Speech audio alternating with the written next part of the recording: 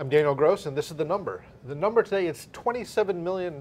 That's the amount that J. Michael Evans, Vice Chairman of Goldman Sachs, paid for an apartment at 995 Fifth Avenue. Apparently he's got 6 or 7 or 8 kids. You need a place to house all those people. I'm joined by Jonathan Miller, proprietor of the Matrix Real Estate blog, also president of Miller Samuel, which I like to call the Bergdorf Goodman of appraisers in New York. Never heard that before. What's your reaction to this $27 million on an apartment? Well, in a flippant way, I'd say it's a paltry sum compared to what we're reading about. Simply because most of the transactions that have been getting a lot of headlines as of late have been pushing $100 million. That seems to be the new threshold. Right, so we are in a period in a year where there have been some very major transactions, not just in New York, but in Miami. Right. What were some of the well, in Miami, there was a $47 million home on Indian Creek, which was the highest ever in Dade County. There were a couple of condo sales. One was at 25, and one was just under 25 million in that area. Most of that is foreign buyers coming in, either from South America or Europe. Right, and this is, again, this tells us something about the global economy. It's the top 1% of the 1% that are doing extraordinarily well, that want to park money in the U.S. and that sees real estate as a pretty good asset. Now, New York... Actually, it's just the way I sort of, the catchphrase for that for me is this global real estate has become this new global currency. You know, that you have all this economic volatility across with the financial markets, what's going to happen in Europe, and you have people parking money in the U.S. despite all of our economic problems. Yep.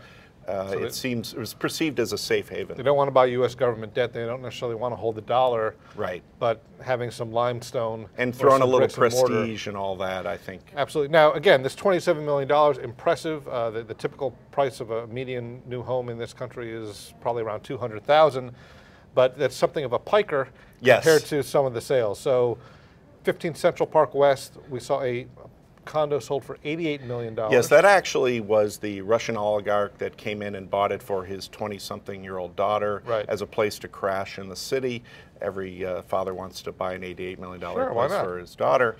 That sort of set the stage for this next wave of what I call trophy sales. Because it was $13,000 a square foot, $88 million. It was a record. And that was Sandy Weil, a very well-known banker, selling it to a Russian oligarch, which sort of tells you how power and wealth have shifted. And he essentially set the list price at double what he paid for it at the height of the market. Right. Well, that's a great metaphor for Citigroup stock, I think. But we've also seen Steve Wynn. Yes, he just bought a $70 million condo at the Ritz. I actually, it was the start of what I call this trifecta of 10,000 square foot trophy properties. You had the Steve Wynn sale for $70 million. There was at the Ritz, you had a $52.5 million sale at 740 Park, one of the most storied co-ops in Manhattan. And then you had the price is not disclosed, but it is 10,000 square feet, north of 90 million and under 100 million at a new development called 157. That's the big one. It's on 57th Street on the east side. It's not completed yet. Correct. It won't be completed for another year, but you've had this influx of especially foreign buyers that are looking at this because of its views. Now, is this a sign that the mortgage market is healthy? I mean, someone can go out and get a mortgage for $27 million, or these are all cash? This is all cash, or if it is financing, it's done at in their home country and coming here. This is not a proxy for what's happening in the Manhattan housing market, let alone the U.S. housing market. And is this really just sort of off in its own world? There's a lot of talk about how, when rich people come in and they set prices high, that then drives up the price for everybody and trickles down to the middle class paying more. Does that affect, do these prices sort of trickle down and affect the price for a $1 million condo or a co-op? Or is this just in a completely different I feel realm? it's completely disconnected because the middle of the market, their income isn't changing. It's not easier to get a mortgage.